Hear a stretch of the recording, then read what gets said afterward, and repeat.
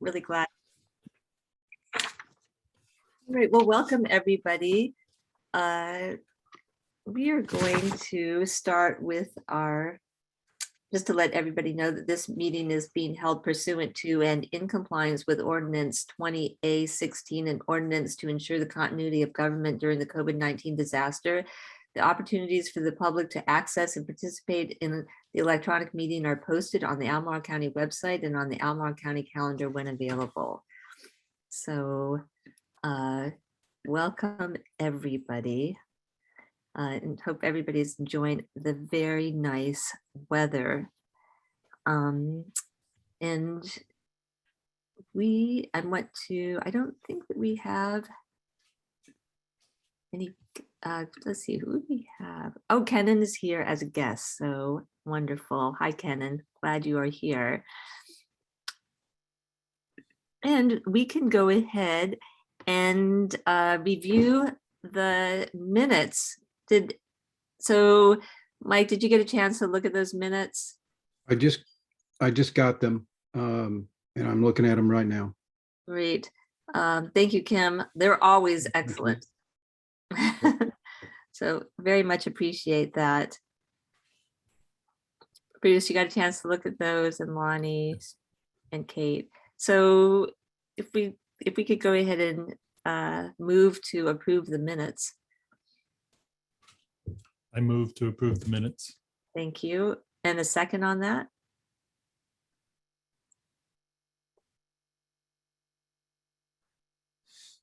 I can second that, Ms. Lonnie. Thank you, Lonnie. And those who approve, let's go ahead and do a roll call on that. Bruce? I approve. Lonnie? Aye. Mike? Aye. Kate? Yes.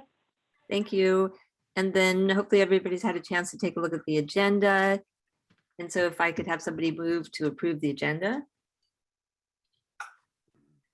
I move that we approve the agenda as presented. And second, Second, Lonnie. thank you, Lonnie. And Lonnie, do you approve the agenda? Aye. Mike? Yes. Bruce? Yes. Kate? Yes. Thank you. All right, and Kenan, you're here as a guest today, right? Because, okay, all right, fantastic. We'll just wait for you to officially rejoin. And so welcome everybody. We have a guest today, Dan Butch from the Albemarle County Parks and Rec, and just want to welcome you and thank you so much for taking the time to come and talk to us and introduce yourself. And we're keenly interested in your work and what you're doing. So welcome. Thanks. Nice to meet everybody. This is my first interaction with you all, but I've been with the county for 4 years, been in community development, but in the transportation side of things, and had some overlap on some projects and working with Dan Mahan and Parks and Rec in general. And some additional background is I came from Pennsylvania, working on a lot of rail trail type greenway projects down up there, recreational trail use with the Department of Conservation and Recreation. And I also have been part-time with Monticello as a trail ranger, working on their trail, and then just doing a lot of light maintenance, upkeep, as well as some additional planning type initiatives with wayfinding signage, invasive species management control, and doing some upgrades for their kiosk and trail data upkeep. So I've been there as well. And so I'm glad to say that Parks and Rec asked me to join them. So I went over in December, this past December. So I'm still relatively new with Parks and Rec and still learning the ropes, working a lot with Tim Padalino, who's my supervisor. And but what I love about Parks and Rec is a lot of it's a family dynamic and a lot of internal communication and just you could tell that everyone's supportive and there for you. A lot of good conversation. And so again, I'm still getting a lay of some land, some parkland properties that have that are not open to the public, but are on, under county's ownership as potential parkland. And that's where some conversations we've had with Kim about, the status of these. We went and checked out some locations that are having some invasive issues for sure. And so, so that summarizes how I got to this point, and looking forward, that looks like some projects that I'll be working with you all on with Kim. And, a big thing in this position that I have is to continue to pick up where the volunteer coordination was and continue to roll with that countywide, and the ambassador program, and work with Tucker with volunteers, with trail groups. And so I'm excited about this position being a little more boots on the ground, but also having a long-term planning perspective when it comes to the parks and greenways and trails for the county. That sounds great. Well, can we ask you a couple questions? Sure, yeah. So one of the things that we've kicked around, one of the ideas is really getting more citizens involved in invasive polls. And there is that invasive task force, that model in Richmond that they have created, and really would love to see something similar to that, where we can invite citizens into the parks to do that sort of service work. Well, I'll definitely make note of that as an example to refer to. We're definitely in conversation with Kim as we're trying to revamp the volunteer coordination efforts and what that could look like. Also identify how to utilize committees and the community to better address these issues. And I think for me personally, like there are some parks, for example, Walnut Creek, where it's really free of many of those invasives, but you see them beginning to creep in. So those would be great places where, if citizens identify, like there's a Oriental bittersweet that's wrapping its way around a single tree out there on the lake. And I've just been watching it year after year grow and expand. Like that's something that could really nip the problem in the bud before it becomes really serious. And so I think that we've got all these great master naturalists in our community, and to be able to tap into those people who would love to be able to contribute in that way, but also feel that if they reported something, that there would be the county would be responsive. Exactly. And you all would be the professionals in the community. The master naturalists would be the expertise that we would want to go with that process. As we in parks would want to, I think we could definitely be able to track that a lot better as well.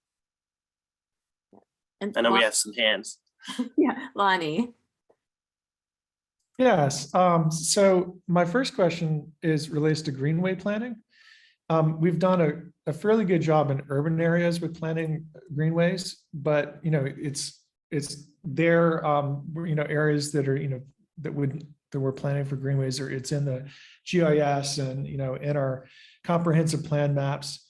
But what we don't do a great job of thus far, it seems, is in the rural area, where we have what I call de facto greenways, places that are highly used by the running and cycling community, places like Ridge Road and places like Sugar Hollow,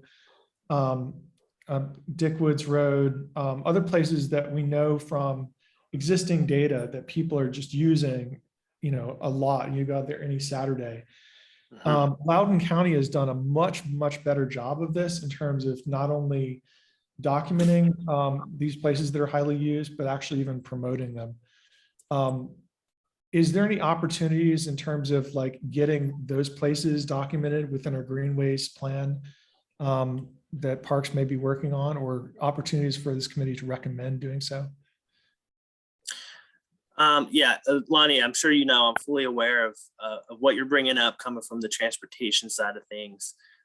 There's a fine line between what would be considered more of the recreational trail aspect to the transportation side of things, but it also comes down to the maintenance responsibilities as well.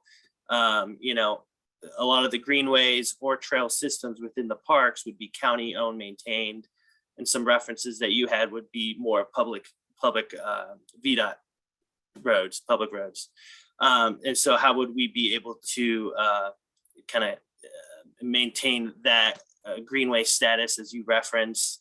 I fully wanted to follow along with that in my previous role and be able to, you brought up some great topics last year when it came to rural road pavings.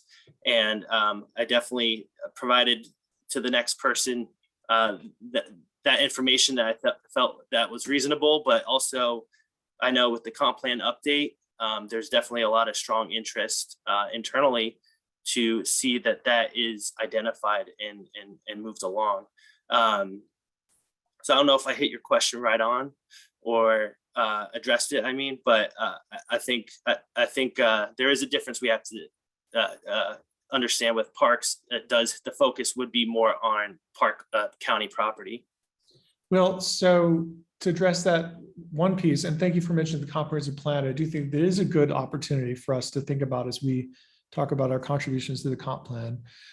But in terms of that distinction of county owned versus not, currently, if you look at there's a lot of areas zoned for greenways. Well, not zoned, but in the comprehensive plan as, and I'm probably using the wrong terminology, but they're marked as areas for greenways that the county does not currently own, that the county may acquire in the future, but they're not currently owned. They're areas that could be proffered as green space, right? So I would identify it as a potential. Correct. Okay, yeah, Correct. I understand. But I would say the big distinction in the rural area is it's more of a, yes, if a subdivision was proposed on that road, we would like people to proffer great. But more of in the urban area, it's more about acquiring parkland or, like, you know, as you say, proactively creating green space. In the rural area, it's more of a do no harm approach of recognizing that when special use permits or other land use changes are proposed, just like we would with a scenic stream overlay, we say, well, this is an area that has a scenic stream on it. We want to be careful of what projects we approve in that area, and what changes in terms of use occur in that place. So it's more of a do no harm approach, but we can't do no harm if we don't know what those areas are. Does that make sense? Yeah, it really does. And yeah, I agree to what you're saying. And the one thing I will say is, there is a difference when we're working within the development area to the rural area when it comes to the type of development it is and what we're able to work with the developer on. That was a process that I learned coming to Virginia, and still collaborating with community development, with Tim at Parks and Rec.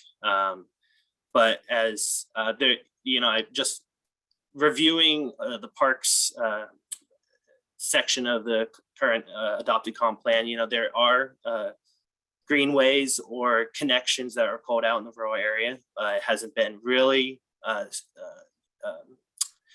be able to be come together as certain projects. The focus has been more within the development area, but I know that there's a lot of discussion for certain type of improvements, such as 3 Notch Trail, potential study, I should say, on these type of greenway connections, or if it would even be if 3 Notch would be considered greenway or transportation. It still would be providing a recreational and transportation aspect to it. But I think that would be the first major type of study to focus within the rural area for the county, for sure. I do have one sort of rumor control thing. I did get a question from DCR's Natural Heritage. They had heard a rumor that the cycling community was pushing for access for mountain bikes and mountain biking trails at the I'm going to forget is it the bird? Shoot, what's the? I just call it Arrowhead. Oh, yeah, I you're can right. address that one if you want, Dan, unless you want to, Dan. I just. Go ahead. Go ahead, and I'll cover if you miss anything. Yeah. Oh, sure. Well, I had some follow-up from that, Lonnie, and there was an individual who submitted a request to the Natural Heritage Program, but there's no plans from Parks and Rec to open up that park to the public at any time. And so that's just an unfounded rumor, I think. Yeah, I mean, you covered it. Basically, it was one individual, and they just had expressed strong interest more from the mountain biking community, and we just informed him that it was a current county property as a future park, but it is not open to the public. There's no access right now, and it would be a future development, and there's no designated funding towards it. And we basically, kind of got Cambic involved, Charlottesville Albemarle Mountain Bike Club, and kind of like show this individual that our focus is on Biscuit Run with Cambic, and kind of wanted to filter that good energy toward in that direction on a park that would be open and that we already are working with Cambic on. And so yeah, we covered it. Well, that's great. And so have you already let Natural Heritage know, or should I do that? I've already communicated with them about that and follow-up that I got from Parks and Rec folks. Oh, that's great. So my third and final question before I pass it off to someone else. Speaking of Biscuit Run, one of our long-term recommendations for Biscuit Run is we've had bobwhite quail occurrences reported within the general region of Biscuit Run, and it is of great interest of ours to have at least some of the area restored to quail habitat, warm season grasses. What is being done, and what can we do to make sure that that's part of the plan? Well, I'll definitely bring that up internally. Maybe I'll feel more comfortable to follow up with you through Kim. Again, there's been a lot going on previously since I came over to Parks, and I'm not have not heard of this specific interest, unless Kim, you had more or any information. I just know a lot of reference has been identified within the Biscuit Run master plan, and been with what DCR has identified. And so I'd feel more comfortable just to follow up with you, Lonnie.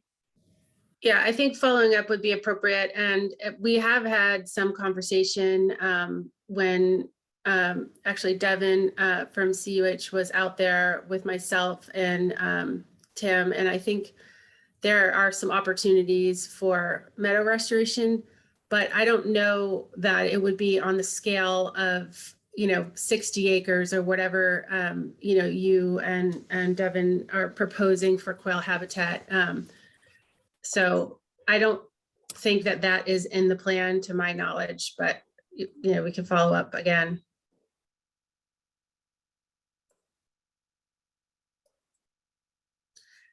Can I?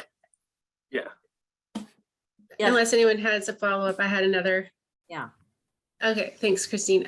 I just wanted to follow up on your question, Christine, originally, and this was part of my staff update, but I wanted to just mention that one of the things that I've been talking about with Dan and some other folks in Parks and Rec is if this committee could, because of your, interest in county parks and knowledge of them, and also our important sites and invasive species issue, start kind of tracking a list, Christine, like you were talking about Walnut Creek, and we've talked about Avon Swamp and other areas where we might have projects for invasives control, and sort of just start identifying and prioritizing sites within county parks.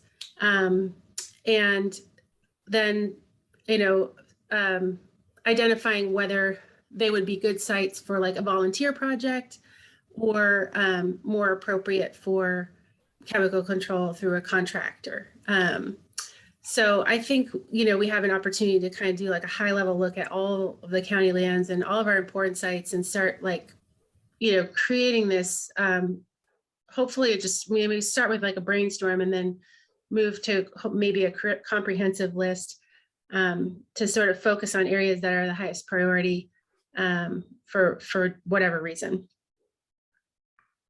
And yeah, to follow up with that, it would definitely be probably, we'll have to see what works best or has more issues, but it would be within like even all park properties, even that aren't open to the public right now, as well as open park properties and even the greenways, which would have a separate issue as well. So yeah, that's definitely an interest for parks to collaborate with CDD, Kim, and to be able to get this program going.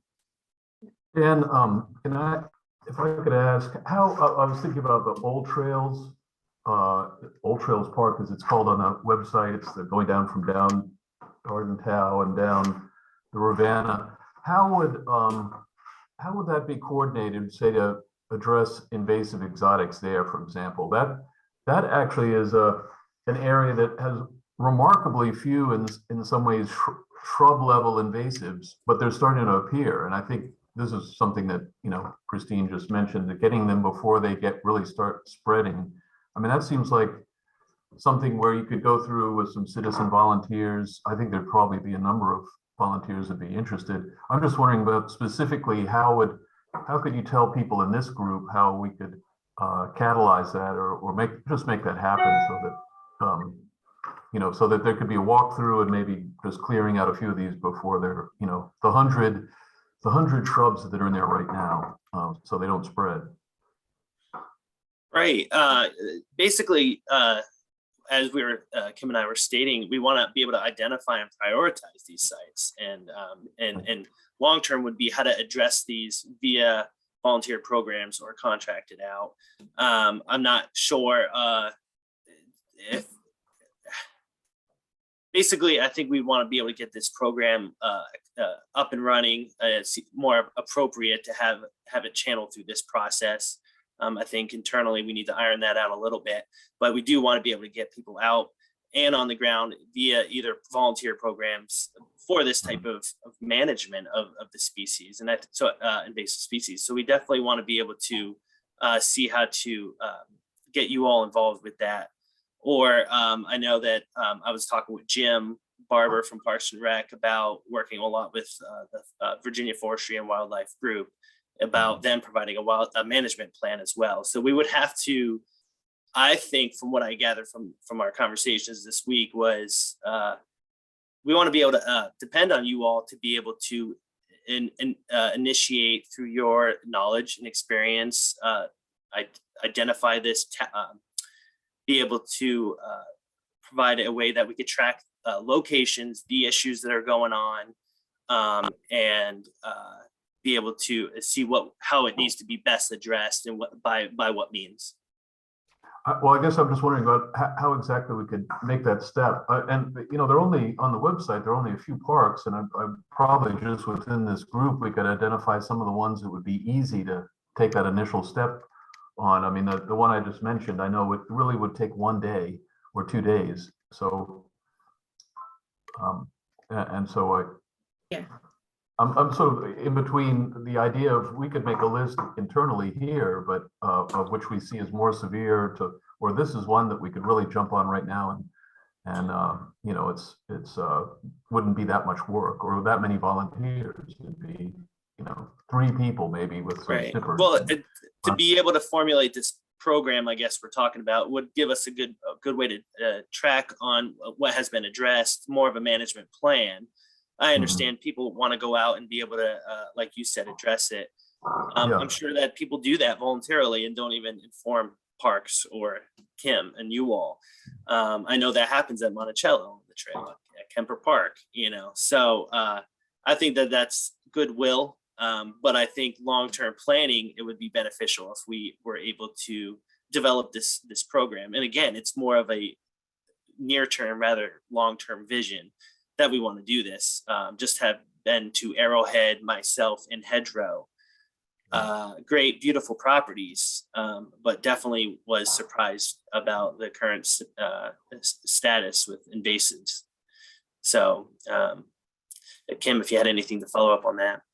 Well, I was just going to say that I think part of the work that Dan is doing, if I understand, you could correct me, is sort of developing this sort of process and program for volunteers to do work in county parks. And so, that's work we'll do together. And we've recently formed this invasives management team as well that has all different folks from different departments at the county that are working on invasive species management on county lands, and not only parks, but things like stormwater facilities, schools. And so we can kind of coordinate our efforts. And I think the best way that we can get to that step of bringing groups out to parks is to do this work and kind of develop a list of sites, prioritize them, and then we can work with Dan to make it happen. Right. And yeah, does that sound right? Yeah, you said it well. And Okay. definitely I think we're trying to kind of have a better way of tracking things as well. Recently, I don't know if you saw this past year, there was a lot of park cleanup events on a Saturday. People are free to go and clean the park as much as they want, but it was more about being able to bring people together in the process, but also be able to identify these opportunities and make them more formal is probably the best way to put it. Yeah, and if I can add just one more thing real quick. I'm sorry, Christine, talking over you. It's just that I think, I've had some conversations with Jim Barber also in terms of management of the parks overall. And it seems like some of the parks have management plans in the way of, maintenance of the fields and trails, but not really from a natural resource standpoint of having a management plan. And so that's a direction that I know Parks and Rec staff like Jim and Tim, and I'm assuming Dan, are interested in moving towards that. Maybe starting with Biscuit Run and Arrowhead, these places where we're focused on right now, and moving on to the rest of the park system as possible.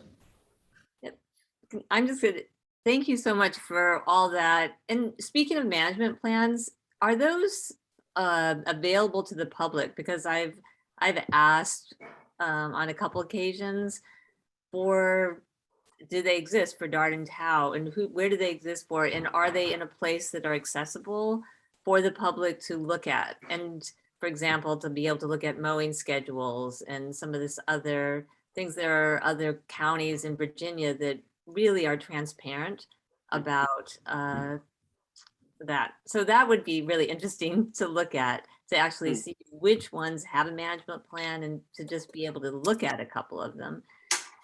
And I think that I know myself feel a little impatient just because we have been discussing this for quite a long time. And I don't know if Dan, if you're familiar with what the city has been doing with their parks in terms of working with the Nature Conservancy. And I've myself have participated in several invasive polls in the city parks. So they're, working with some of those partner organizations.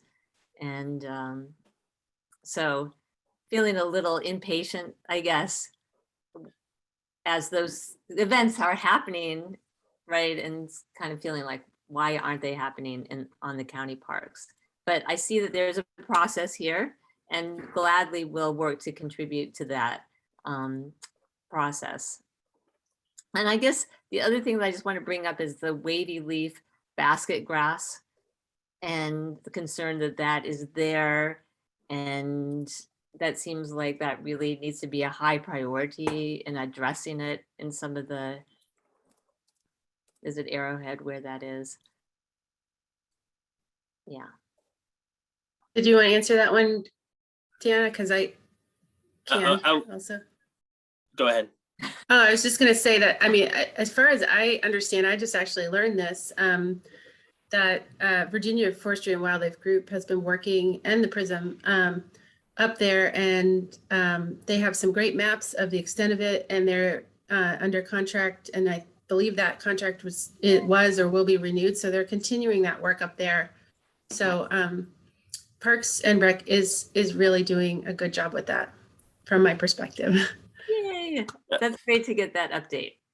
That's what I came to understand too. And it makes sense. I've seen some flagging up there.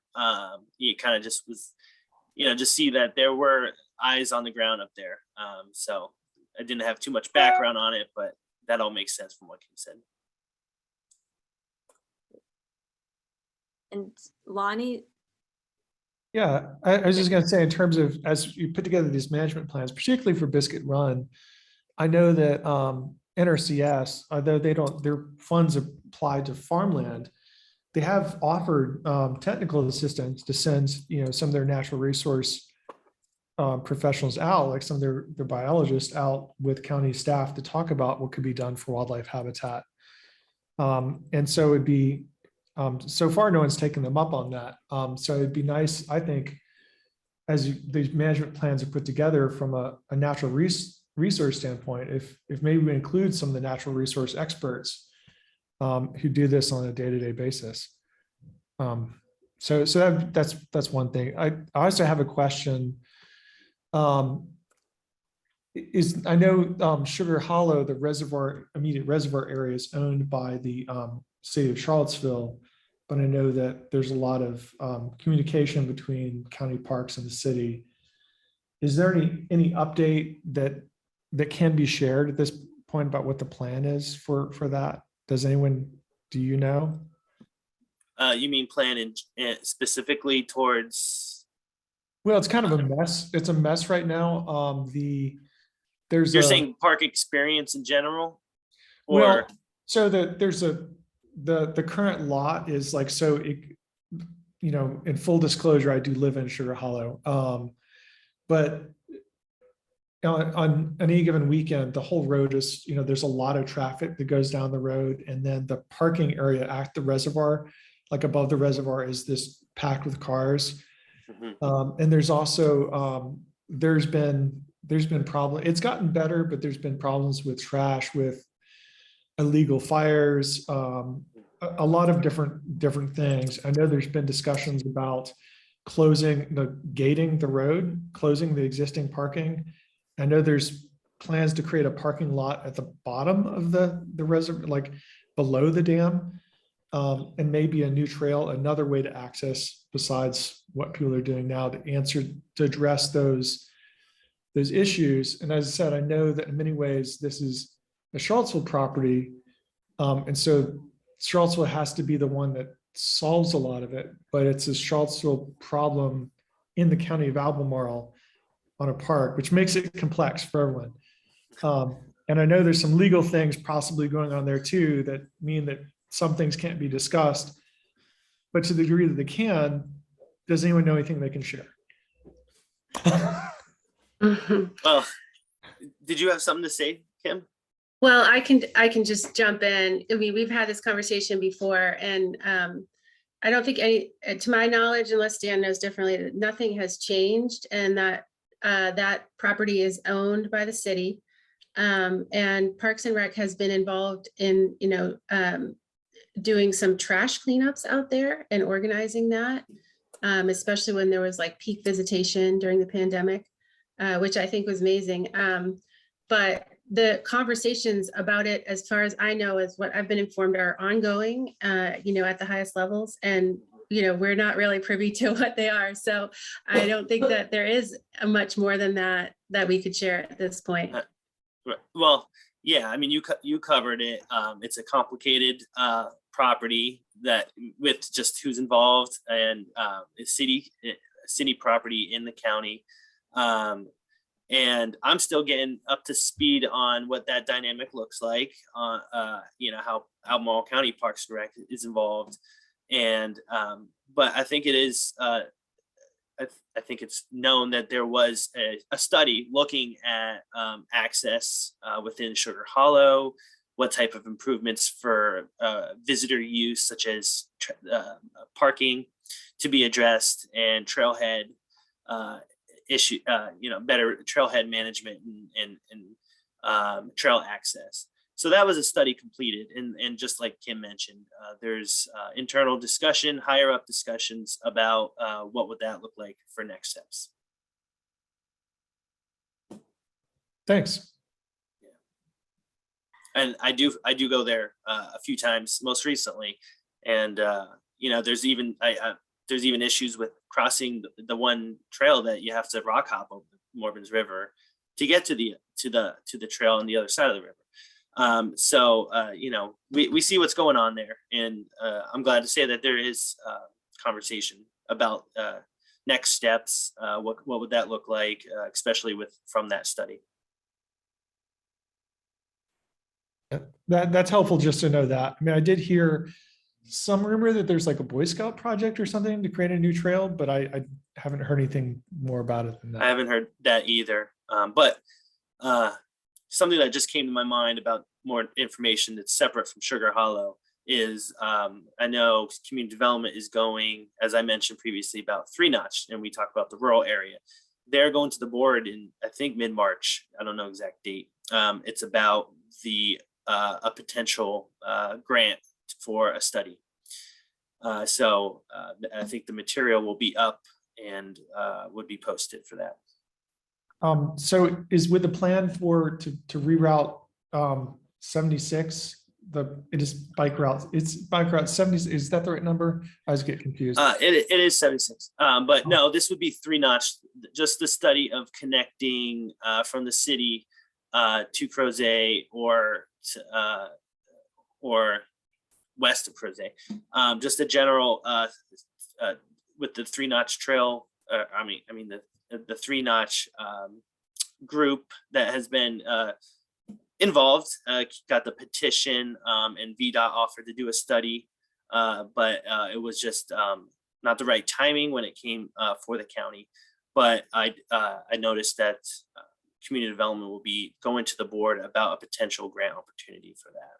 Yeah, that's very interesting. I mean, Yeah. Also, 76 has been a long-standing issue in the county too. It's extremely deadly. And I don't know, for those of you who don't know, there is like a national bike route that goes through Albemarle County, but it goes through, of all places, down Garth Road, Barracks Road, which has no bike lanes. Traffic moves extremely fast and with blind curves.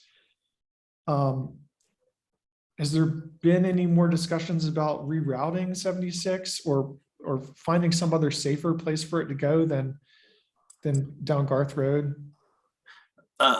Not in this role or my previous role. That would be more aligned with my transportation role, my transportation hat. Not that I have not heard any conversation about that. Even in that role, I know this is a little off topic, but trying to work with VDOT a lot when it came to any type of improvement towards cyclists was a conversation that the county has brought up a lot with VDOT, extra shoulder width when it came to the pavings and everything like that. So, following up with transportation, I was wondering about if you had any news about the potential bridge at the Woolen Mills that would connect that trail. And if you're looking at connecting somehow with the Monticello Trail or system, is there a sense of how that might connect with? Do you have any news about that? Yeah, I was really involved with that in my previous role when the regional bike ped plan was just adopted and it was identified as a major connection. And then VDOT did a study, identified some alternative routes, and then that went through a lot of a public process, but the Planning District Commission was really hosting that process. And then there was a steering committee that was formed. And because of my switching roles here, I was not, Tim from Parks is representing Parks and Rec on that steering committee. And then my transportation was representing that as well. So because of my transition, I was able to take a step back from that project. But I know that within the public process with those steering committees, there was some site visits, and there was a lot of interest towards some alternative, one alternative to the other. And then another concept was mentioned, but that wasn't a concept that was studied from VDOT. But also there was issues and constraints identified on all of them, especially when it came to bridge location to the river, height above the river, and just ADA compliance and existing infrastructure on both sides, and what upgrades would be needed, especially on the county side. So all that being said, I think the Planning District Commission would be the best bet. Refer to their website, and they have all the meeting materials, the notes, and again, they're the host of that process. And they would be, from what I gather, Smart Scale is a VDOT funding grant opportunity that pre-applications should be opening up in March.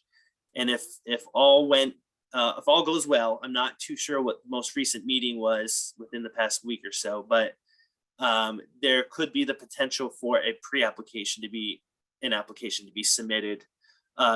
It would be a Planning District Commission application representing the city and a county joint submission.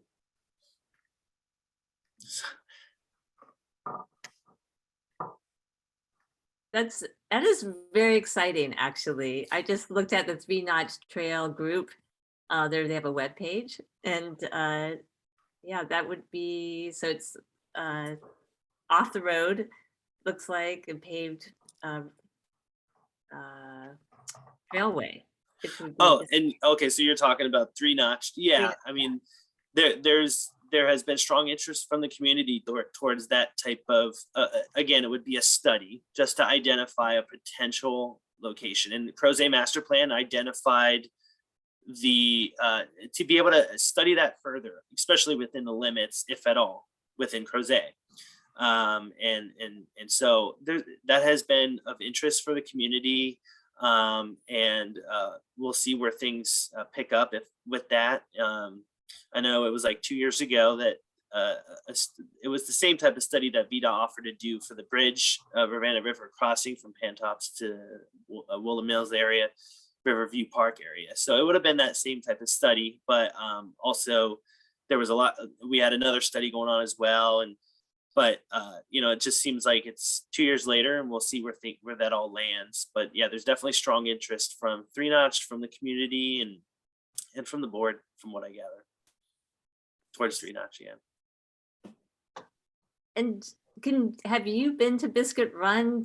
I know there is some trail building going on there. Maybe. Well, it's so long.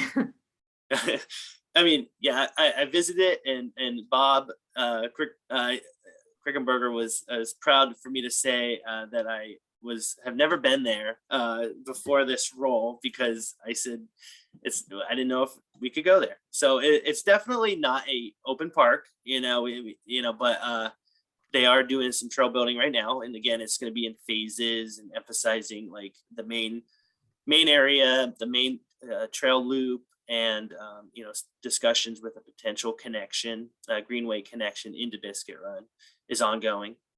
And so yeah, there's a lot going on in there. I did visit it and was able to see a lot of different areas of the park, and how there's very different dynamic within more of that acre that's south. But I'm sure people are familiar with it, have been there. But there's definitely working on the access and entrance. So and right now the board is going through the public process and a Biscuit Run has been identified, we requested major funding towards moving that along. Great. Will, are there any other questions for Dan? I have one. I'm just wondering, does it make sense for this committee to make a wish list to give to someone like Dan as a park planner? I could start seeing the wish list I would see is that there's some, I don't know if you all are working on or thinking about lighting control in the park, or low lighting, saving the night skies. We've mentioned invasive exotics, somehow getting an initiative so that citizens could get involved, and there'd be maybe set days that you could come out and work on invasive exotics in particular parks that might be identified by this committee.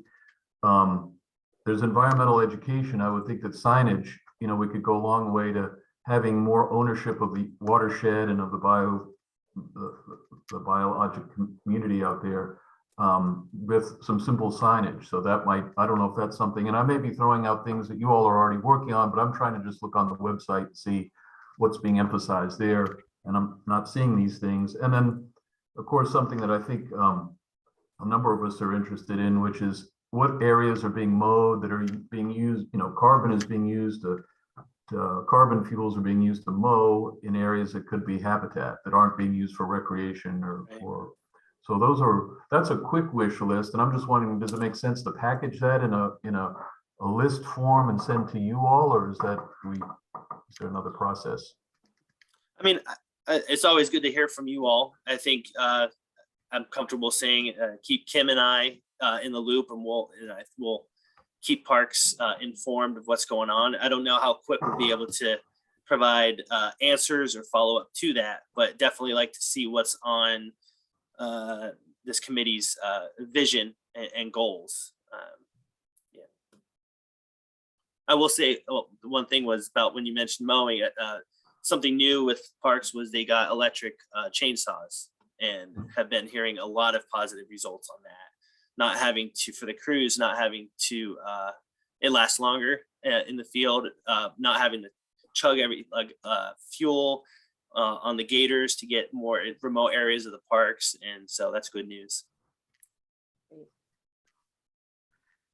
Yeah, and I'll just add that, I mean, I'm sure, that parks, and I welcome, any specific recommendations that you all have. But another thing that I was going to talk about in my staff update, but I'm just mentioning it now since it's related, is that we are currently working on updating the sustainable operations policies for the county. And some of the things you mentioned, Ken, and I think fit really nicely into that. Certainly things like mowing, but it's related to like buildings, lighting fixtures for sure, vehicles, and I'm on a subgroup about landscape management specifically. So I think that having these county-wide policies will help to sort of guide at the higher level. And then, of course, those specific recommendations are helpful as well for, places we can immediately implement some of those things. So all of that to say, I would welcome any of that feedback as well, but just so you know that we're working on that at a different level too.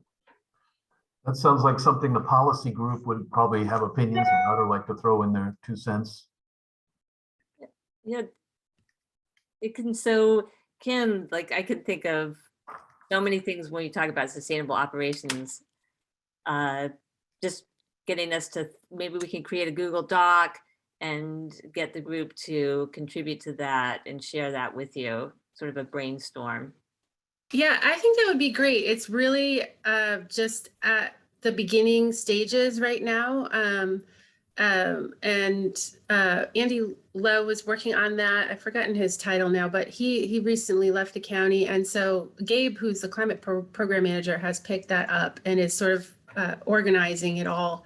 And there's a lot of different elements to it. And I won't be involved in every single one, but having, your feedback, I think we can inform the process for sure. Maybe that could be in the work plan. Yeah, good idea. From what I gather is to get it in the work plan, it does need to go through that policy process. And, just like the climate action plan, identified big goals and, but made short-term type actions for staff to, in the community to be able to address and shoot for. So same process is what I gather, think this would look like. It sounds like we have some work to do, and which we always love. Then we can feel like we're contributing, and we just want to really thank you for joining us this evening and listening to us. We're just so excited to have the park person that we can talk to, and all these things are bubbling up under the surface. So it was good feedback to hear from you all. Something that came to my mind, and I want to basically ask Kim, is Are you aware of any ash tree treatments going on? Because something that I was able to work with Monticello was the actual treatments, but also being able to track this map through GIS, this mapping effort on what years and locations, what trees were treated and then second treated, and had this very good inventory for them. And I feel like, that's a good learning experience that I'm willing to redo for the county. I think that's a really positive thing. I think it's also important too to look at different species of ash trees. We have a bunch of different, species of ash in Albemarle. There's even a record of a S1 species of ash called black ash in Albemarle County. I haven't yet figured out exactly where it is, but I think definitely as you're going around the parks, as all of us are going around the parks, if we see notable surviving ash trees, we should try to see what we can do to get those treated, just so we have maybe a good portfolio of examples of good species of ash trees before they're all gone. I wish we'd taken the time to do that with hemlocks before they were all lost. And I know the parks has now started to treat some hemlocks in Biscuit Run, and which we greatly appreciate and support. Yeah, and so I was actually just going to mention that project because that's a project that I don't know if you're aware of, Dan, but anyway, that my predecessor David Hanna started that project in working with Parks and Rec and Department of Forestry, and so Parks and Rec actually has the equipment to inject the trees. And I believe what I remember hearing from Department of Forestry was that it's the same that you would use to treat ash trees. And so, if we identify places and, funding to do that, I think it's certainly possible. And Parks has not only the equipment, but the, partnership with Department of Forestry and the expertise now to do it because of that hemlock project in Biscuit Run. So yeah, a lot of opportunity for that. Great. That's good. I did not know. I was not aware of that, but it sounds like, some follow-up and be able to see what, if at all, what next steps we could do with that. I did not realize we even were treating the hemlocks, but still be able to leverage off of that process. If it's helpful, I'd be glad to put together a list of ash trees that are present or were present in Albemarle County and what I know about them. Yeah, I think that would be, because I'm not even sure if that is something that is being tracked right now within the park system, and definitely want to be able to start somewhere. Yeah, I'll pull herbarium specimens and INAT's observations and see what I can come up with for you. Great. All right. Well, Great. thank you again. And we look forward to further conversations with you down the road and working with you. And really appreciate you coming, and good luck. You sound like you got a full plate of things to accomplish and do. There's a lot going on, which is great for the county with parks and trails and greenways. It's exciting work, and I'm grateful to be in it. And this was a good talk with you all. I'm glad to meet y'all and have a good discussion. All right. Thank you. Thanks for coming, Dan. All right. Thanks. Bye. Have a good evening. All right, fantastic. It's really fun to talk about parks, isn't it? And our jewels that we have, Endlessly. and that we have some control over, right? That's some of the land that we can perhaps actually do something to protect. All right, well, we're going to just keep on going. Does anybody have an important site update or? I do. Okay. So I guess DCR must be getting prepared to do their own site visits. So I got inquiries from DCR about visiting several rock outcrop community sites in Albemarle County. One of them being the Brush Mountain. So So they wanted, so I let them know what I had, information I had about the landowner contact for that site. You already heard the contact that the discussion about Arrowhead, that they had some questions about Arrowhead. So that was very interested, and so I did say that if they did do some visits, to please include a Natural Heritage Committee when they went out. So last time I went out with them, it was very educational to see how the state natural heritage operates, and so learned some things from them. So hopefully that'll be a new opportunity. I've also continued to be in dialogue with Shenandoah National Park about their the paper birch site, and unfortunately the person they had some staff changes, and so the person that was doing their controlled burn program apparently has left, and so they have some, we may not get a controlled burn at that site this year, which is unfortunate. I did also raise this with DCR. DCR is also supportive of the idea that that area does need a burn. And so I think that, they've been very supportive, and I'm going to continue to work on engaging them and making sure that we can keep that on the priority list of trying to get a fire out there. All right. So Thanks, Lonnie. yeah, All right, great. Well, keep us posted. will do. Fantastic. All right, Kim, staff update. All right, well, we've covered a few things I have on my list, but I will go through some of the other ones. So just one of the things actually I was going to mention is follow up to something Lonnie just said. So I'll talk about that first, which is that I've been communicating with DCR about that project. They're actually have done some habitat modeling and are looking at rocky outcrops a lot of different places. Brush Mountain is one of them, but throughout the county, and Dudley Mountain is one of them. And there's a whole list of areas that they're interested in checking out in Albemarle County.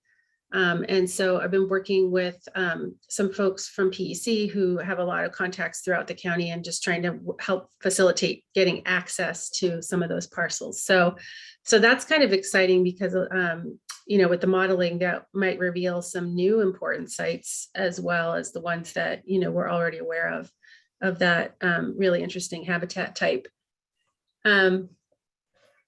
So that is one thing. And then just a quick follow-up. A lot of you probably saw that last week. We heard about the county executive's recommended budget for FY23. And so there's not a lot of specifics at this point, but I can share a few things that are probably of interest to this group. One of them, like Dan just mentioned, is Biscuit Run Phase 1. There is funding in the recommended budget for that. And I've been working with Parks and Rec on a Land and Water Conservation Foundation grant to DCR to help kind of expand the scope of the Phase 1 work that they've proposed, and hopefully also include an invasive species plan, inventory and management plan for Biscuit Run.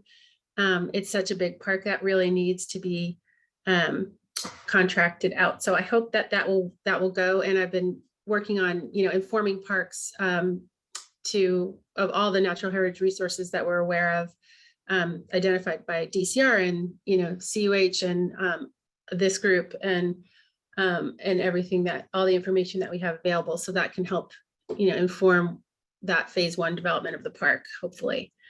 And then also related to the budget and the Stream Health Initiative, this proposed budget from the county executive includes support for one of the Stream Health projects, which is the Restoration and Mitigation Manual.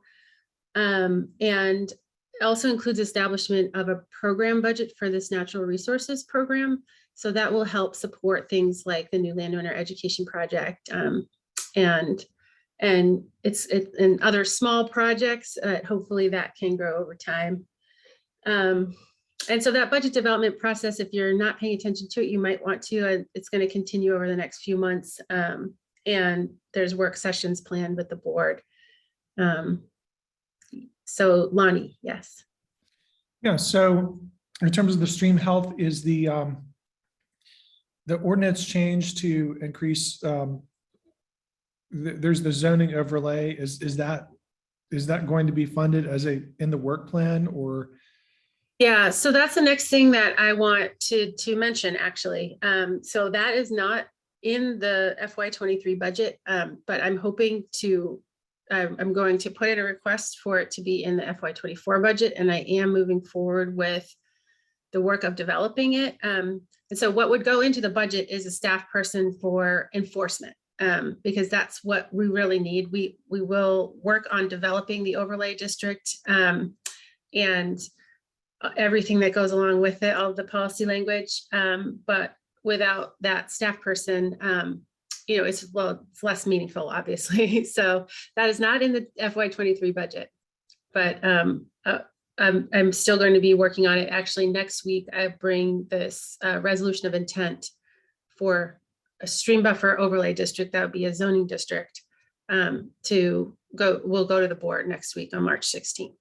And one question the policy committee had was, can you explain why a zoning overlay district is necessary, and what gives us that? I mean, as you know, we did have an ordinance prior to that based upon the Chesapeake Bay ordinance that was like 2009. I can't remember my dates now because I have in front of me.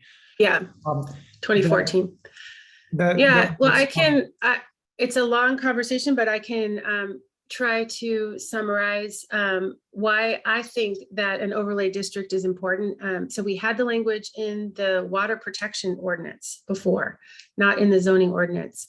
And I've talked with folks at DEQ when I did a year's worth of research into the Bay Act. So I'm familiar with it inside and out, and every locality does it differently. So there isn't one standard way.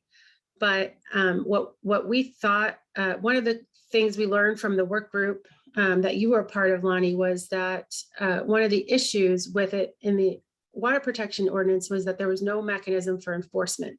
And if we could put it back in the water protection ordinance, and we still won't have any mechanism for enforcement.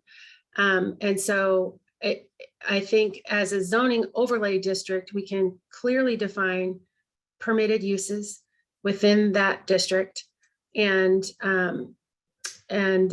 have that mechanism for enforcement. So that's why I personally think it's valuable, and very different from what we had before. Very different. Could you go into a little bit? And actually, one of the reasons that it was removed in 2014 was because they said it was unenforceable, and it was the way that it was framed in the water protection ordinance. So I'm a little confused about that because I was around during that time and I did see actions that I saw as enforcement. But I guess when the policy committee talked about this, one of the things that, certainly triggers for enforcement were something that we talked about, specific triggers for enforcement, whether there's a special, for example, a subdivision was occurring. I did see, like in County View, when a parcel was being subdivided back before the ordinance was changed, staff did make things like, hey, you can't put your home site there, that's a stream buffer. Maybe that still Sure. happens now. Sure, that's during a land disturbing activity. And so it's only required, and it's only ever been enforced, at least as according to my knowledge from talking to the former director of community development, the county engineers, all the people who are involved in this work day to day, is it's only ever been enforced during a land disturbing activity, like construction that's greater than 10,000 square feet. So that what the zoning overlay would give us would be the ability to enforce it outside of that construction process. Outside of a land disturbing activity. So it That's what would I'm saying. become a requirement for it would apply outside of a land disturbing activity. I'll just leave it there. It's complicated, but yeah. So, but I'm happy to have another, it's kind of a long conversation, so I don't want to derail our whole meeting on that topic, but I'm happy to talk about it more. And I hope we'll move forward with it. Like I said, the first step is next week, I'll bring this resolution of intent to the board to develop these changes to basically the zoning ordinance. And then if that's approved, then we'll move forward with what that looks like and how it's enforced and all of the specifics. So if we want to be in support of that and to show our support, what the message the board needs to hear is that this is a way of enforcing water protection. It is an enforcement tool.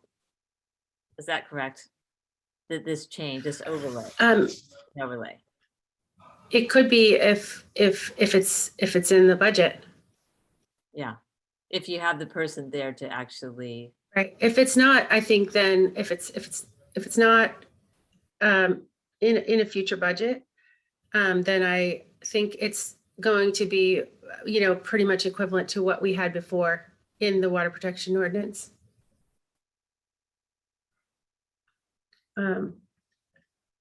Yeah. So this Does that answer your question? Yeah, it does. And I think this is an opportunity. I think that when I looked over the BAP, the importance of our committee, the NHC, speaking, weighing in on some of these policies with the Board of Supervisors and to reminding them of our support for these steps. So perhaps this would be a good opportunity for us to write a letter to the Board of Supervisors in support of this budget item in the fiscal year 24. Yeah, so I would actually move that right now that we write a letter in support of this budget item to the Board of Supervisors and ask for a second. I will second that. Do we, Bruce, are you in favor of that? Yes. Yes, let's go ahead and have a vote. And Mike? Yes. Kenan? Oh, no, not Kenan, sorry. You're not official. Kate? Can you repeat the motion for me? My phone went out. What do we vote? The text? The Natural Heritage Committee is going to write a letter to the Board of Supervisors in support of funding of the zoning overlay staff position for 2024, fiscal year 2024. Okay, I don't feel like I know enough about it, but in the absence of additional information, okay. Okay, and Lonnie and Yeah, aye. Bruce? Yes, you said aye. Okay. Yes. So, so the question is, Lonnie, would you mind taking us the first stab at that letter? I would. I might need some help from Kim and others to make sure that I'm phrasing it in the right way. And that I have the right amounts and language and so forth. Sure, I'm happy to do that. Okay, so I obviously can't write the letter, Yeah, But- and we can, if we go back but to. I'm happy to provide feedback and make sure, that it's supporting the work that we're doing, okay, which is, I think, the intent here. Yeah. Yes. and so this would not be for this fiscal year, but for the following one, or what is the? Right. So there were projects proposed for this fiscal year, and they are not in the budget currently, the proposed budget from the county executive. And this was actually one of them. So should we, I would propose that we propose this in the fiscal year starting in this fiscal year, not the, and they can then say, well, we're not, we'll put it in the next one. But it seems that when I say this, the one starting in July, right? That's what they're voting on now, right? Is the one. Right. And so what we had proposed was to have it in this year, but the position would actually start in January to give us time to develop the ordinance and, have everything in place before the hirings. So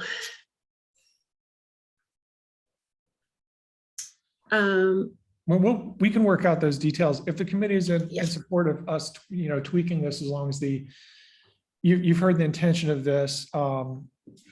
If we have the committee's approval to go ahead and send this with edits, then we'll do that. All right, that sounds great. Kim, do you have anything? So, yeah, I was just gonna say, I have a few other things. We already talked about the policy, the Sustainable Operations Policy Group. And as that develops, I'm gonna have, more to share on that. Like I said, it's really just at the very inception. And like I said, that includes everything from what kind of cups do we have when we have a county event, to like vehicles and buildings and landscape management. So sustainable operations is really a lot of things potentially. But you all might be thinking of things that we're not thinking of too. So I'm happy to hear any input on that now or as we develop the policies as well. And then I'm also working on some policy language for the comprehensive plan related to solar utilities. And I know that that's another topic this group is interested in. The planners that we spoke with who are working on developing standards and conditions for solar utilities have, expressed that we're not headed in the direction of an ordinance for a variety of different reasons but we do feel like Gabe and I, from the actions in the climate plan, that to have it in the comp plan at the policy level is a good, first step, and that we can also develop some associated guidance for potentially for conditions when those solar facilities are proposed, depending on the characteristics of the site and the project. So I know I've gone back through our notes from our discussions before, and I know this committee had also put together some information. So if you would, please make sure I know where that is so that I can make sure I have all of the recommendations. And then I mentioned the invasives management team in this project. If you all want to help with identifying and prioritizing sites for, helping Parks and Rec, understand where projects might be and whether those projects could be volunteer projects that someone like Dan could head up with groups of volunteers that are interested in working in county parks, or whether they would be under the contract that they have with Virginia Forestry and Wildlife Group.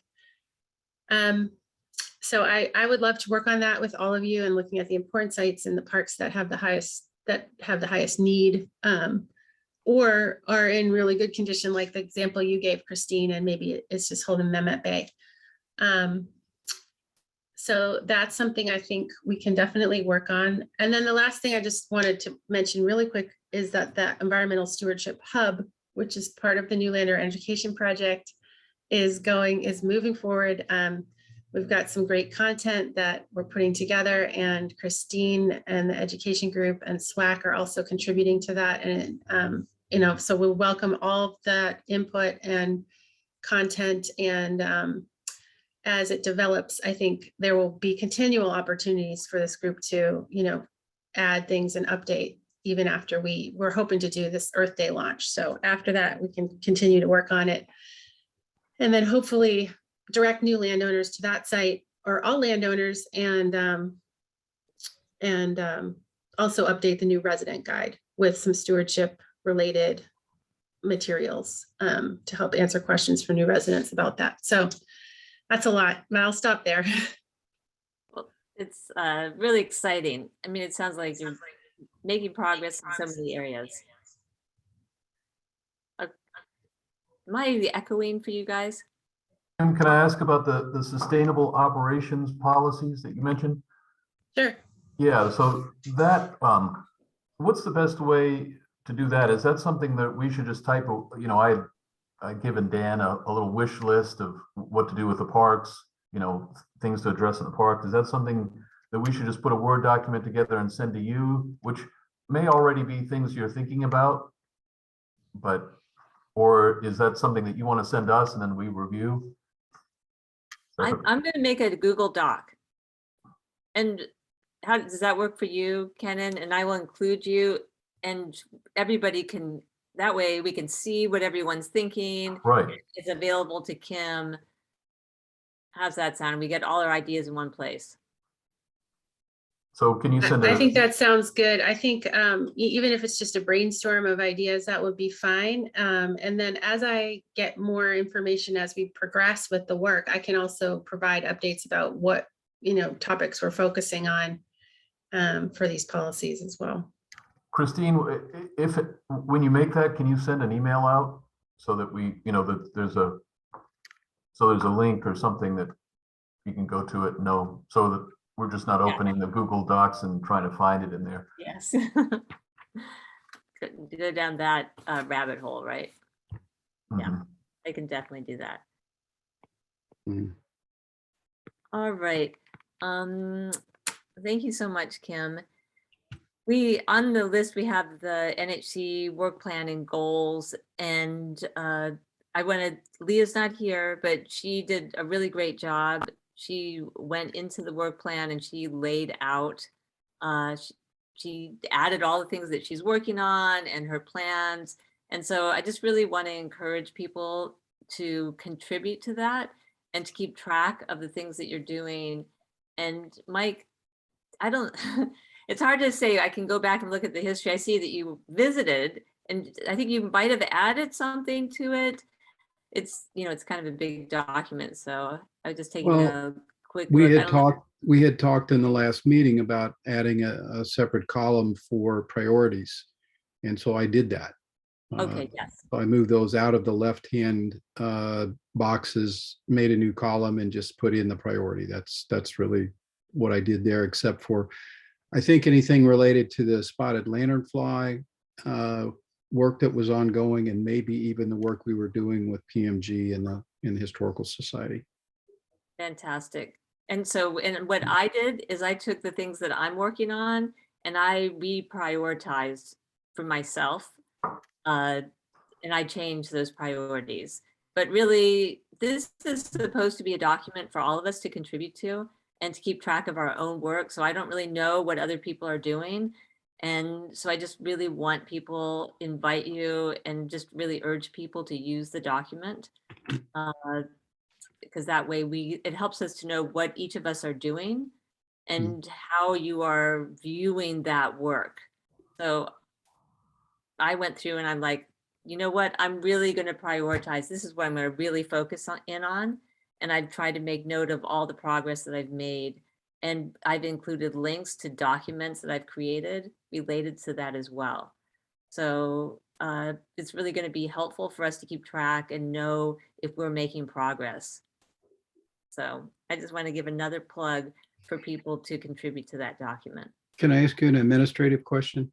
Yes. Is there an easy way that you found to get quick access to that? Do you save it on the desktop? Do you save it somewhere else? How do you manage it? It's in my Google Drive. You got to remember, of course, what it's called. And if you go to the NHC folder, it's actually, I believe it's at the bottom of that. All right, well, I'll play with that and see if I can find an easy way to get access to it quickly. Okay. You know what, it's at the if you go to the NHC folder, the drive, it's a very last document. It says it's not in a folder. It's at the very bottom. So it's actually pretty easy to find. Yeah. All right. We've had enough turnover. Maybe at the next meeting, we should have a brief overview of the Google Drive again, so everyone knows about. Yeah. Yes.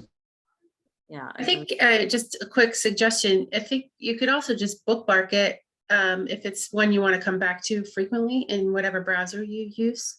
And that would then it would just be bookmarked so you could come back to it anytime. I'll try that. I've got too many I need to go through and get rid of. Thanks. All right. Wait, I just going to my, let me get my the agenda back up here. All right. Oh, that. Oh, so one of the things we talked about doing is looking at spending some time and sort of reviewing the biodiversity action plan, one goal at a time, and to go through that process. But I forgot to pull it up. I have it, Christine. I can share. Would you mind? And Thank you. yeah, and I'll just add that, we talked about this as, the BAP was completed in 2018, and it was recommended to be updated every 5 years. And so as we move towards that time of reviewing what we've accomplished and what still needs to be done, which of these goals and recommendations are still relevant, and maybe any new ones that we might potentially add. We thought it might be helpful to just go through the goals and recommendations, and with an eye towards updating it and thinking about what still needs to be done, and what you all would focus on for a new updated BAP. Yeah. Does that make sense, everybody? And just to take it out a little piece at a time, because it's a big document, right? So we just do one goal at a time. It's a big elephant. It is.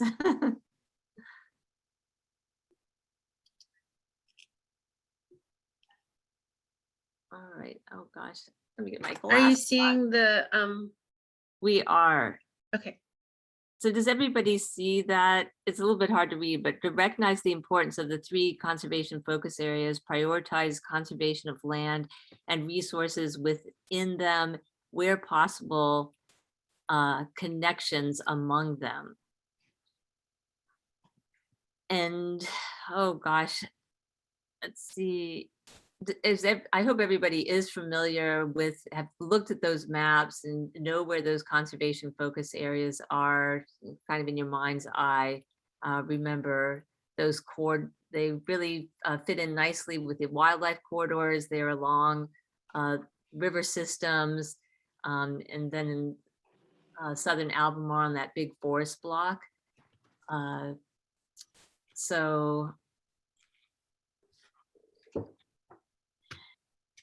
yeah, there you go.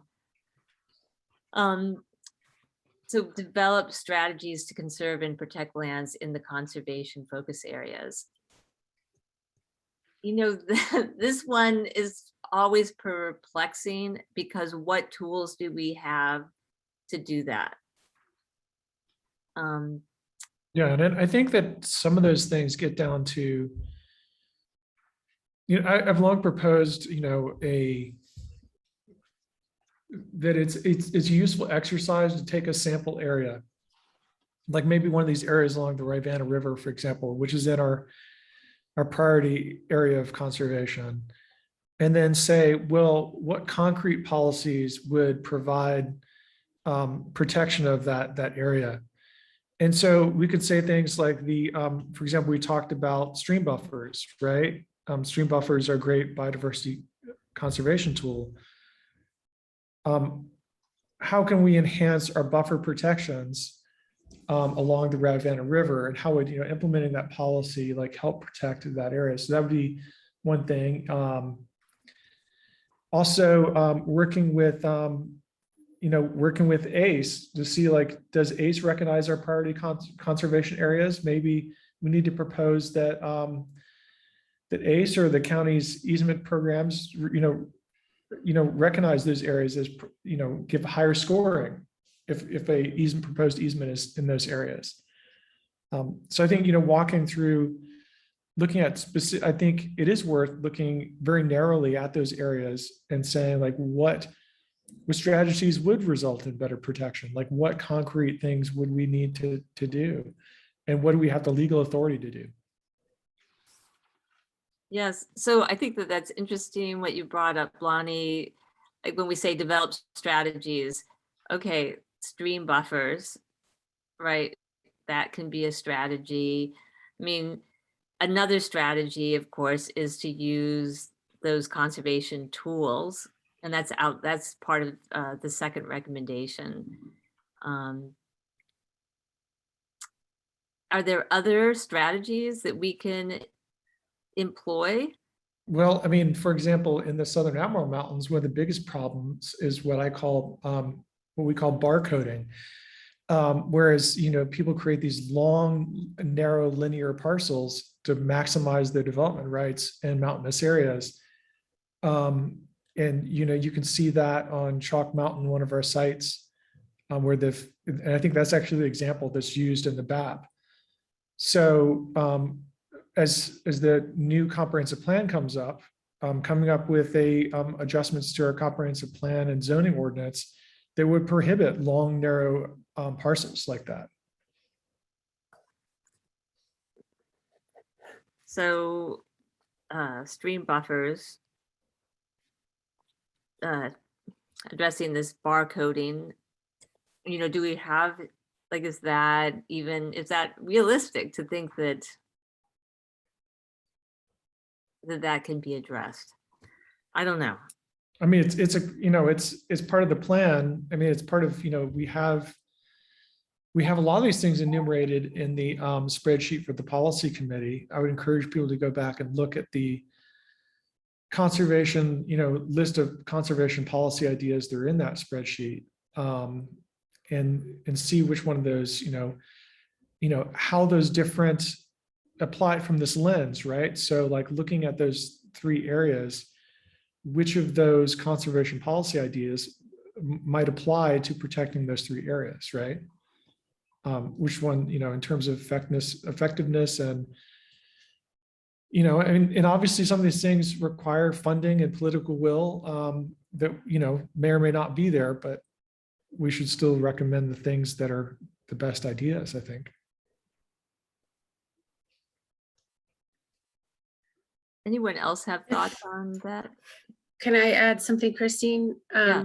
Just on the topic of funding and political will, because this was actually on my list and I'm realizing now that I forgot to mention it when I was talking about the county executive's proposed budget, because Lonnie mentioned ACE, and there is nothing that I'm aware of in the proposed budget related to ACE. And some of you might be aware that the ACE coordinator was a part-time position, has left the county. And so that there is no staff person or budget item that I'm aware of related to ACE in the proposed county executive's recommended budget. So I had worked with Chess on incorporating that biodiversity criteria into the ranking for acceptance into the program last year. And we had to the point of, adopting the updated ordinance. But that committee is not have a staff person and they're not meeting currently.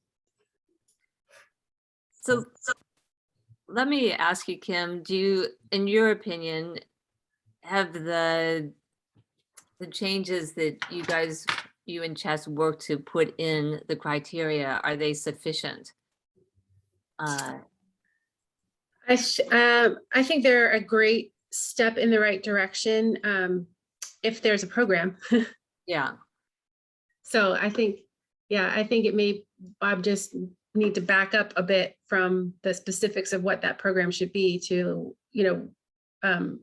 will there be a program? Well, one of the things that did happen is some of us had a conversation with Rex Linville, and I made a comment, Lonnie made a comment, and Leah made a comment yesterday, or wrote emails to the board. Just to clarify, as citizens, not as board members. Yeah, not as board members, but just giving our support for land conservation programs. That said, it wouldn't be too late for us as a committee to make a statement as well. Yeah, and I think that we should. And shall we go ahead and vote on that?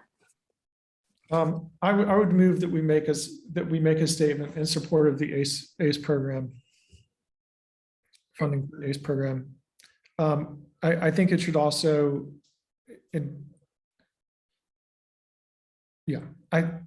I'll leave the resolution at that. Can you, I'm not familiar with ACE. Can you tell me about it?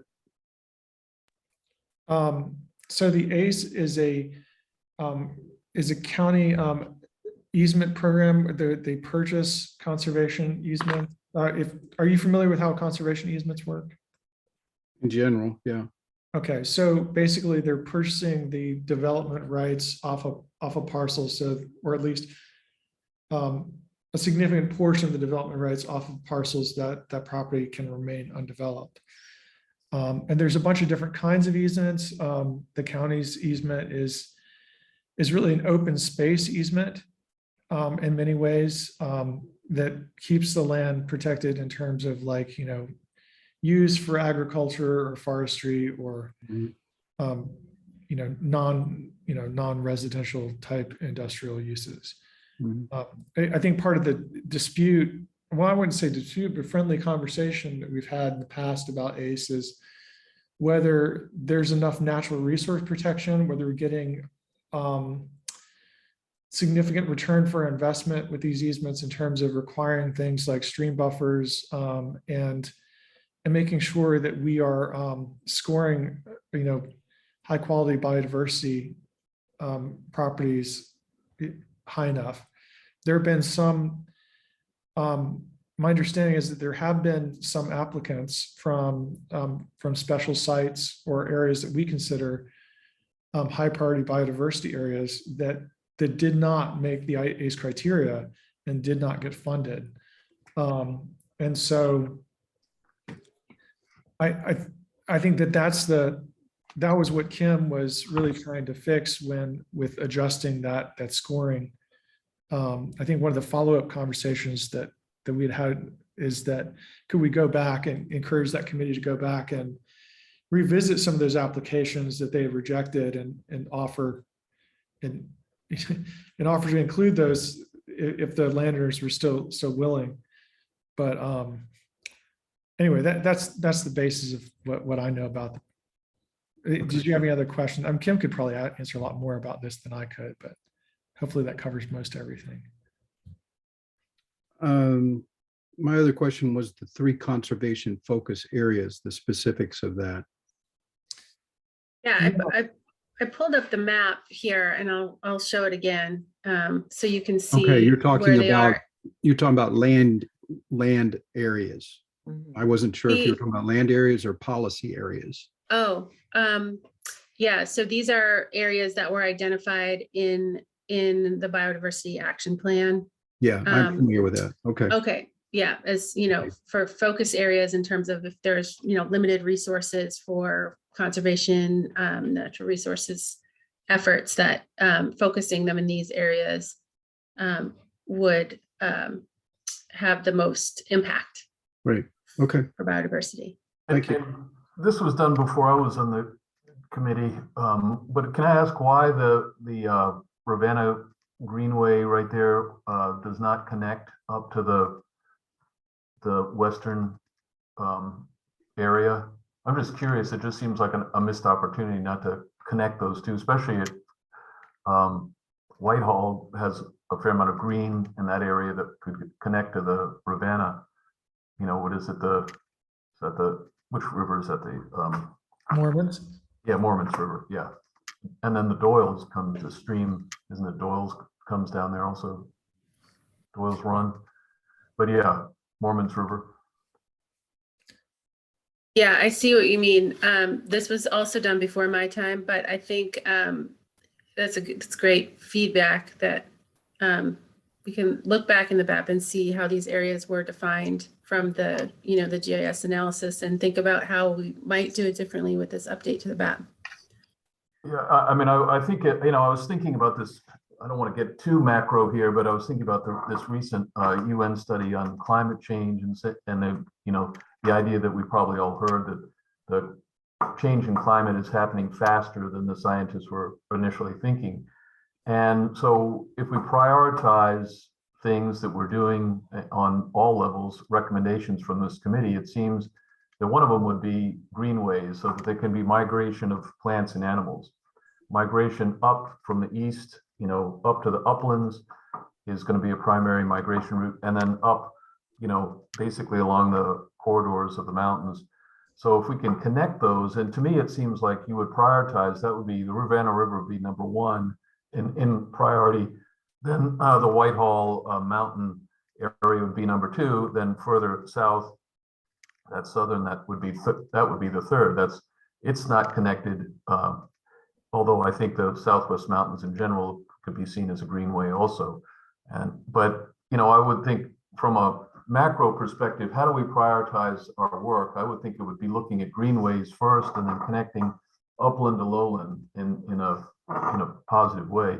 Yeah. And then it's the dilemma of figuring out how do you make that really happen? And I think maybe you need to look at a much finer grain than this map. This map has all those, public lands and then conserved lands of state and county types. But then there's a whole mosaic of so many easements on private land when you really zoom in. And I think PEC has that information. I think it's PEC where you can actually see a lot of the conservation easements when you zoom in on a more micro scale, and you can start linking those things. And then you can see potentially where the county might actually make these ACE purchases, and really focus those things and other things like that, or just outright purchase of county or state land. Let me ask you a question with regard to reference that we're using in terms of a year. Are we talking about in the future? Are we talking about thinking about 2040 or 2040? Are we thinking about 2050? Some of what we learned in the International Master Gardener Conference was the fact that the changes that we're going to experience in terms of temperature and humidity and movement of species are going to drive what this area looks like in just another 28 years if you're using 2050 as a reference point. 28 years ago was 1994. I think we can all kind of remember where we were. But is temperature and humidity and changes to species going to drive these current corridors as we've listed, and are they going to drive them differently? Okay, if the corridors are identified in areas adjacent to bodies of water, are those bodies of water going to be there in 28 years? What's going to happen to areas in the county with regard to invasive plants and invasive insects? And if we see changes that are equivalent to what you might see in Jacksonville, Florida, or Fort Lauderdale, or Houston, Texas, is it still going to be the same thing? Those are the things that I think we need to think about with regard to moving towards an update to this, and what our year that we think about that we're planning for in the future. I think that those are all, sorry, I think that those are all valid points. It is worth noting, we do have another map that was specific about corridors that talked about and looked at high priority corridors around the county. So if you haven't seen that map, that's another map that you should probably, and in fact, all the maps are really great for this, and you should go back and look at them. I can say that the two areas that, Bonnie, which maps are you talking about, in the BAP or in yeah, in the BAP, there's a map specifically of corridors. Mm-hmm. And there's two. Now remember, there's the executive summary, like the condensed BAP, and then there's the full document, which has a lot more information. I will say that these two areas, the two big mountainous areas, the reason that those were chosen is because we did an analysis of forest blocks, of contiguous forest blocks, and they ranked as the areas of highest contiguous habitat within the county. And that's why those two areas were chosen. So the Southern Albemarle Mountains and obviously the mountains, next to the Blue Ridge. And the Rivanna was thrown in there just because we knew, first of all, there's a whole planning effort concerning the Rivanna going on, but also because we actually had a lot of species occurrences and special sites you know, dotted around in that area. And so we knew that that area was actually pretty significant. We have several special sites along the Rivanna. So that's why that was thrown in there. I don't know about the specific boundary markings of that. But as I think regional scale environmental planning will always points out that these large river corridors are likely greenway. You know, those are the places you want to conserve for greenway and species movement. I think there's, you know, I think that's almost not debatable. So I would just recommend that we continue keeping that as a focus. I'm sure there are a lot of other good corridors, so I'll go back and look at that map. But if the committee is saying that we want to prioritize certain things, then they should be those corridors probably. I mean, you know, do we prioritize these areas or corridors or both? You know, I think that's, I think in the context of climate change, that we may want to prioritize corridors as much as anything. yeah, and so I think it's important for all of us to go back, including myself, because it's been a while, to go back and read those and look at the maps. And Kim, I know that a lot of the methodology for producing that was documented. A land cover has changed significantly since this was produced. And I wonder if any of those maps could be regenerated with new land cover data. I don't know when the county is going to get its new land cover maps, but it would. Oh yeah, absolutely. And actually I was going to suggest the same thing, that it might be helpful to review, like you were talking about the other maps in the map. There's 10 of them altogether, and all of the analyses that were done by the grant from the Green Infrastructure Center. We have really great documentation, all of that. And so it can be repeated, but I think we can also tweak it to include some new information that we have, like the connectivity modeling. There's some new science, you know, about how to do that better than they did it 5 years ago. And so we'll definitely redo the modeling and include new and updated imagery and also relevant data that we didn't have before. Do you know what the planning year is for the comprehensive plan? Is it 40, 45, 50? 44. Oh, okay. All right, so not quite 50. All right, 2050. Okay. Bruce has had his hand up for a while, I've noticed.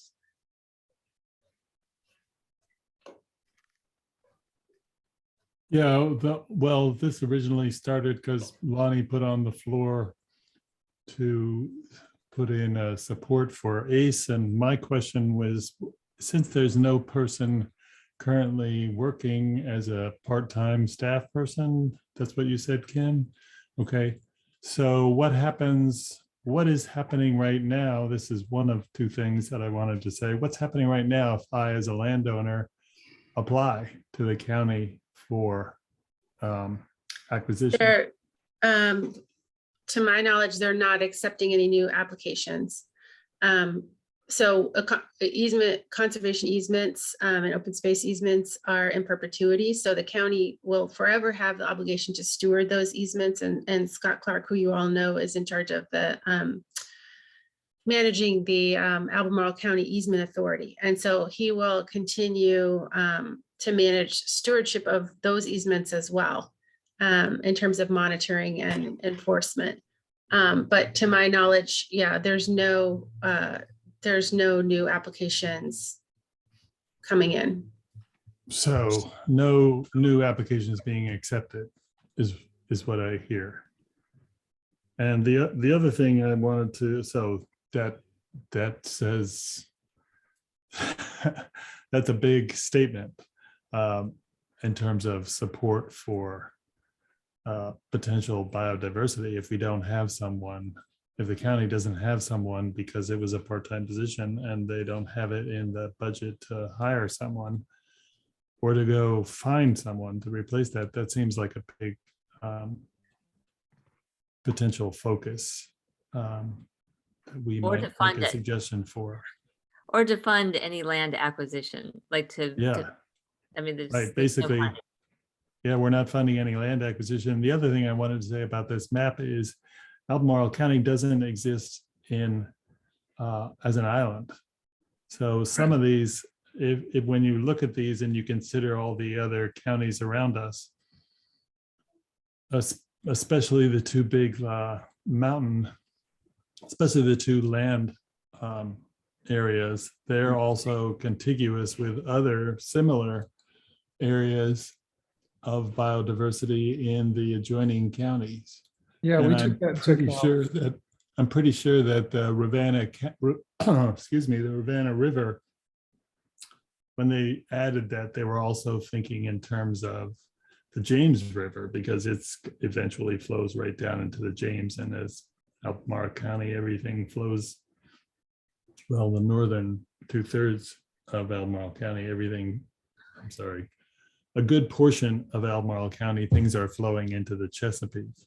So we don't want to only think about our county, even though that's all we can control. I want to caution against only thinking about Albemarle as an island when we think about what things to prioritize. Because Yeah, some of and- these things may be more important when thinking of them as a contiguous area. So Yeah, Bruce, if you look at the map, you can see a green area that extends into Nelson. So we did take into account a lot of these. Right. We did take into account the surrounding counties to some degree. Not that we couldn't do more, but it was a consideration. So thank you guys for this discussion. I just want us to be mindful that it is 7:17 right now.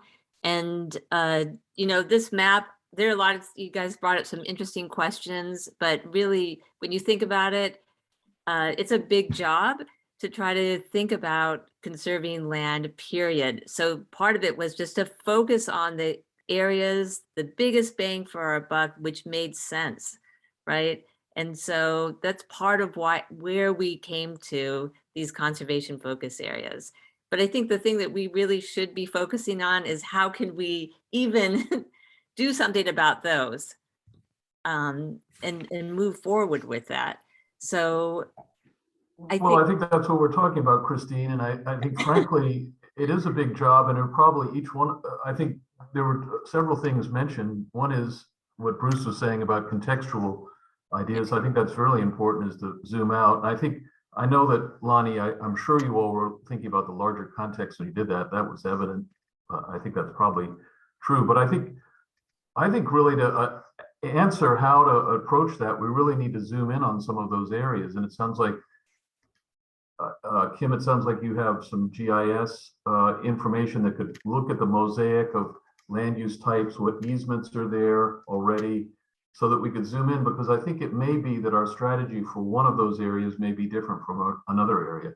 One area we may say, gosh, if we just had a few more easements, we could make this link, and complete this greenway. The other one we may say, well, actually, it'd be great if the county could purchase this land, or it may be something that I don't know about. But it seems like looking at it at this far distance, it's pretty hard for me to make a decision about what is the best collection of strategies. I think each one may be different out of those three. So I think there are, I think maybe I don't feel like could say what are the best strategies for all three of them collectively. It seems like the ACE program's one good thing. County purchase of land might be another. But I'm willing to throw my support in for the ACE program as it used to function. I think it's a very important resource that's done a lot for the community over an extended period of time. Granularity about where a given piece of land is located is awesome. But remember, these are owned pieces of property. It's not like we get to choose. So if you have a family that has a farm, and the difference between that family continuing on the farm or having to sell it to become 500 houses is an ACE program, I am all in support of that for green space, for families. That's continuity for generations, and it benefits everybody in the area. It's why people come here to drink wine. So I am all in favor of ACE and throwing all of our weight behind it if we want to. all right, could we go ahead and just vote on that and then work on getting a letter on behalf of the Natural Heritage Committee? Lonnie, you made that I made the motion, yes. Motion. Did there a second? Yeah. I have seconded. Okay. And so Kate, you're in favor. Bruce? are you in Yes, favor? Mike? Yes. All right. And Lonnie is. Yeah, Okay. All right, great. And so I will see if I can make a stab at a draft of that. All right. Thank you. Yeah, thank you. And so we have only 9 minutes left. Kate and I were talking, one of the things that did come out of the board's meeting yesterday evening was there's a lot of support for new fields, new playing fields, including artificial turf and lighting for those fields. And so, you know, one of the things we've had many discussions about that and the impact of that on could potential impact on our waterways and potential impact of the lighting at night. So and I believe that we had we, I feel like there was a letter already composed on that. there was. You drafted it. Lonnie shared it with me this afternoon. So it's Yeah. a very well-crafted letter that could use a couple of tweaks, but it's already there. Could we, I would like to make a motion that we do the tweaks on that letter and also send that out to remind the board that there are some concerns around that and that we need to proceed with caution. I second the tweaks. Okay. And so are you in favor, Lonnie? Aye. Kate, Yes. Mike, Yes. and that was Bruce, you're in favor as well. Yes, And Kate, would you mind taking on that? I'd be glad to. Okay, fantastic. All right, well, I think we've got some to-do things. We've got some things on our to-do list in the next week or two. Is And that something that I can then circulate back to the group? Is that how that works? yes, And do we have permission if the group, you know, gets a chance to see it and that it's okay that we can, that you can then transmit it to the board? yes. Okay, we don't have to meet again prior to that. No. Okay. Great. All right, great. And the other thing, so we did not get very far in review of goal 1, but you can see it brings up a lot of really good discussion. But perhaps what we can do is if the group would take it upon themselves, it brought many of you ended up with questions about it. If you could take that on individually to look over the BAP and to, you know, you could relay your questions to Kim or I via email or so that we can get some clarity around goal number 1. So everybody can come to our discussion informed. I'm wondering if we need to just look at goal number 1 again when we meet in April. Okay, so just make sure that we're all really prepared for that discussion. I need to let you know I'm not going to be available for that meeting. I'm going to be out of town dealing with some family issues. All right, thanks, Mike. We'll miss you. Thank you. Christine, do you mind repeating that just a little bit? We're looking at goal number 1 with the idea of how to achieve that. That's a specific thing that we're looking at? Yeah, and you know, do we want, if we're going to update the BAPs, do we want to include all those recommendations? Does it make sense to include those recommendations? Are there additional recommendations that we should include? And so we're really doing this review to make some decisions about the update that's going to happen in the future. maybe some of them should remain but be framed differently, you know, things like that. I mean, I think a good way of looking at questions like this is, can you measure it? How will you know that you've achieved it? You know, trying to make it as concrete as possible.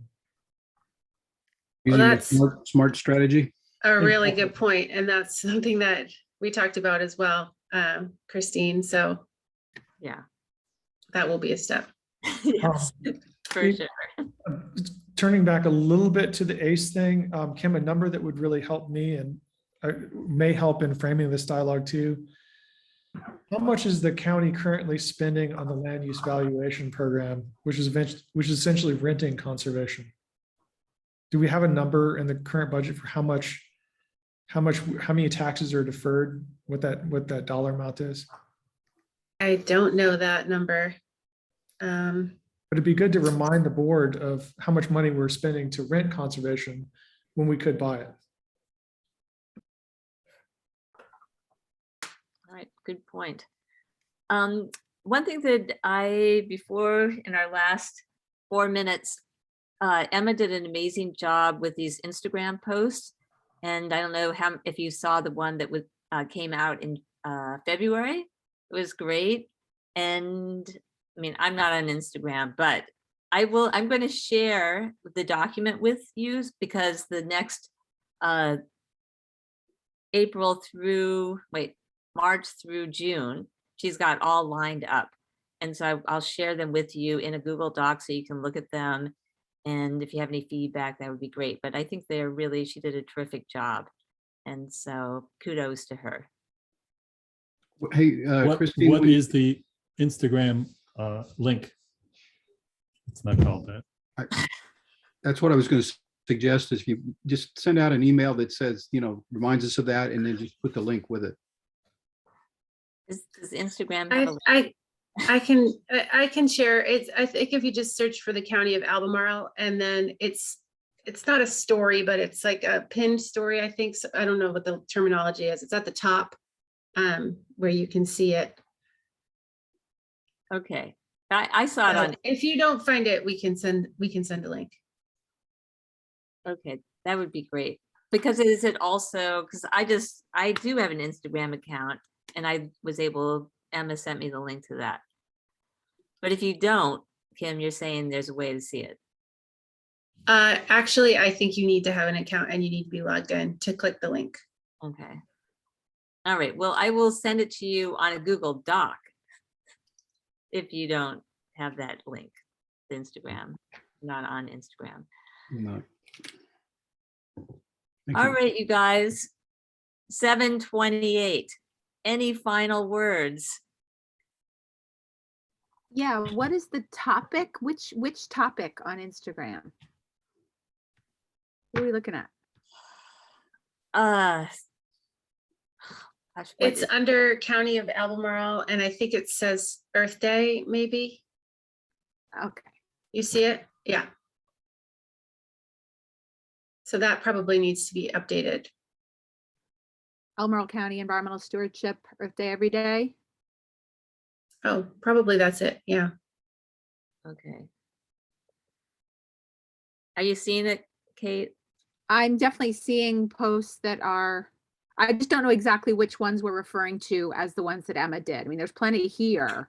I just wanted to make sure I was looking at the right thing. So we might want to send something out so that, just so we're looking at the right thing. Yeah.